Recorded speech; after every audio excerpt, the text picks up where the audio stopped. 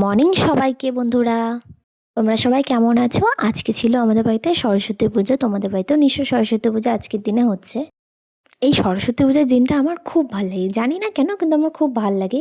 কী সুন্দর সবাই দেখো শাড়ি পরে মা সরস্বতী সেটা করে পূজা করে, অঞ্জলি দেয়, সবাই ঘুরতে যায়, সবাই কত আনন্দ করে না বলো। আমার এই দিনটা তাই আজকে আমি সকাল সকাল ঘুম থেকে উঠে গিয়েছিলাম। তারপর ওই সকাল থেকে ঘুম থেকে উঠে চান টান করে নিয়েছিলাম। মা আমার জন্য হলুদ বেটে রেখেছিল, যে সরস্বতী পুজোর দিন প্রত্যেক বছর আমি আর দিদি হলুদ বেটে আমরা চান করি দুইজন মিলে। আমি চান টান করে ঠাকুর ঘরে চলে এসেছিলাম। এই জায়গাটা টুলটাকে পরিষ্কার করে দিয়ে আমি একটা হলুদ কাপড় পেতে দিয়েছিলাম, যেখানে আমার মা সরস্বতী ঠাকুরকে বসাবো।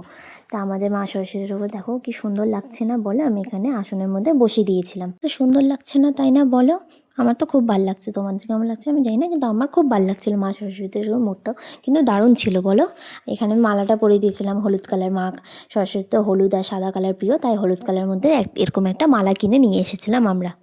তারপর এখানে আমি পুষ্পপত্রটার মধ্যে সব ফুলগুলো সাজিয়ে দিচ্ছিলাম, যেন ঠাকুরমশাই আসলে ঠাকুরমশাইয়ের সুবিধা হয় ফুলগুলো একবারে হাতের সামনে পেয়ে যাওয়ার জন্য। পুষ্পপত্রটা আমি এখানে সব বেলপাতা, ফুল, দুব্বা, আরও অনেক যা যা লাগে পুজোর সব সামগ্রী জিনিসগুলো সাজিয়ে নিয়েছিলাম।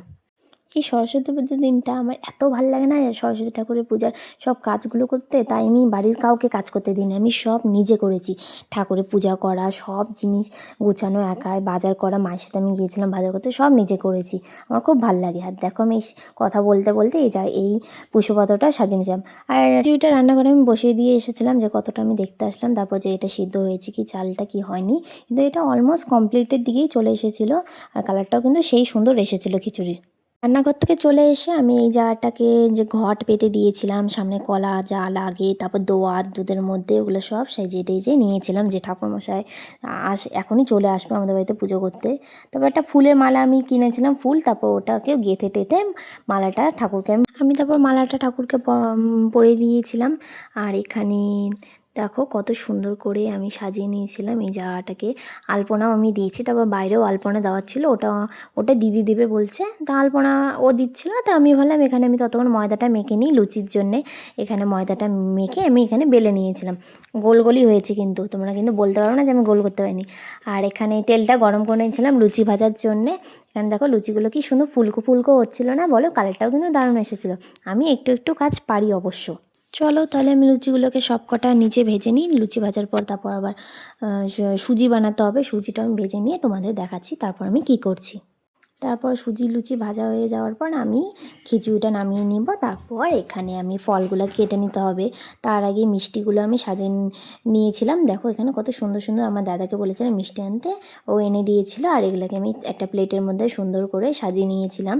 তারপর ফলগুলোও কেটে নিয়েছিলাম, এখানে অনেক রকম ফল এনেছিল দাদা, ওগুলো কেটে নিয়েছিলাম। এখানে সুজিও আমার রেডি হয়ে গেছিলো, লুচিও আমার ভাজা হয়ে গিয়েছিলো। আর এখানে পাশে আমি বইগুলো রেখে দিয়েছিলাম। আর যে মা সরস্বতী পূজা পূজার দিন মা বলেছে বইগুলো পাশে রাখতে, তাই আমি পাশে বইগুলো রেখে দিয়েছিলাম।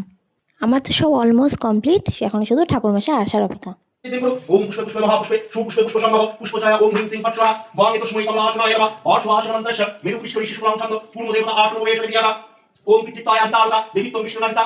পুজোটাও কমপ্লিট হয়ে গেল।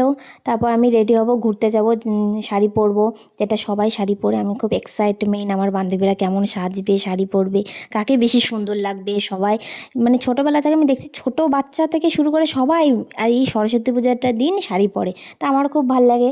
তাই আমি খুব তাড়াতাড়ি রেডি হয়ে চলে গিয়েছিলাম স্কুলে। আর আমাকে বলো তো কেমন লাগছিলো দেখতে। আমি এখানে রানী কালারের মধ্যে একটা শাড়ি পরেছিলাম, আর বান্ধবীরাও এখানে এসেছিলো। চারিপাশটা দেখে নাও কত সুন্দর। এখানে আমার বান্ধবীরা দেখো সেজেগুজে এখানে ছবি তুলছিল। স্কুলটা খুব সুন্দর করে চারিপাশটা সাজিয়েছিল, খুব সুন্দর লাগছিল। সবাই কত সুন্দর সেজে গুজে এসেছিলো।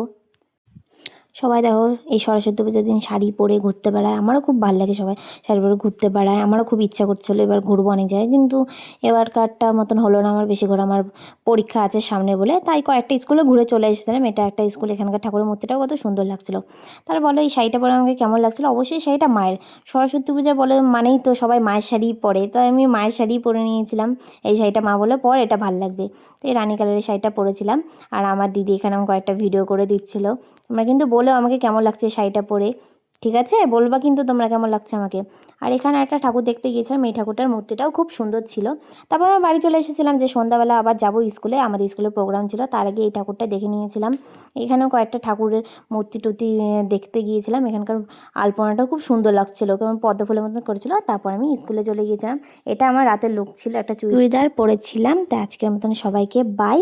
সবাই আমার চ্যানেলটাকে সাবস্ক্রাইব করো, লাইক করো এবং শেয়ার করো। সবাইকে বাই, টাটা।